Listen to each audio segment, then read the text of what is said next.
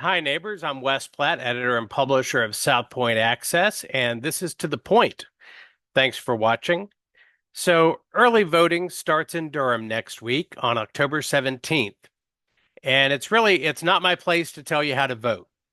But I know some folks are insisting on voting third party because they've got this idealistic notion that it could, at the very least, make the Republican and Democratic parties adjust their agendas or at most revolutionize our electoral system. Now, listen, I am all about choices. I'm all about having options. And I would like to see more variety and realistic choices as for candidates for office. I would like to see a lot of times better candidates and more viable candidates in the actual main parties. I know I was struggling with Biden as the Democratic candidate, but there was no way that I felt I would be able to vote for Trump either. So I get it. There are concerns about candidates. But let me tell you that the chances of a third party vote being likely to accomplish either of these ends, it would be just as likely for you to be able to stand on the Howard Franklin Bridge in Tampa in the middle of Hurricane Milton and start shouting Bon Jovi's Living on a Prayer and me hearing you while sitting in the nosebleed seats at the Durham Performing Arts Center up here in Durham.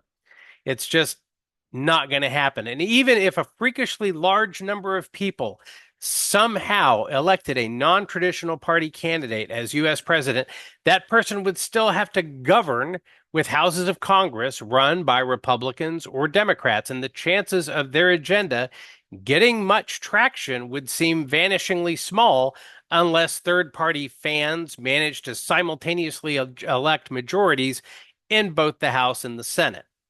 Now, I know some folks are voting third party to avoid committing to the guy who stole state secrets, who makes uncomfortably regular phone calls to a Russian dictator, who got convicted on dozens of felony counts, who molested women, and oh, yeah, inspired an actual insurrection at our nation's capital that some people would really like us to forget ever happened. Or to the not white woman who has served as vice president for the past 4 years without ever actually being impeached once. Now, I get it. Maybe it lets you sleep at night knowing that you voted your conscience. That's great. But don't try to convince me that it's really because you want the system to change. After all, every vote cast for a third, fourth, fifth, sixth party candidate is a vote drained from one of the big two, which makes it more likely that either Trump or Harris wins. I can't tell you how to vote. But no matter how you vote, I want to make sure you do vote and vote the full ballot. Vote for everything. When you vote, like everyone else, you stand alone in the booth to fill out that ballot. Be honest with yourself about the choices that you're making. Thank you for watching. If you haven't subscribed to Southpoint Access yet, we've got 25 slots available for discount codes that are good for 50% off the $5 monthly subscription fee. Use code SODUPOSSE2024. For the month of October, we've also got a 10% discount available for advertisers, and that's if you use code FALLFORWARD2024. There are just 10 slots available for that.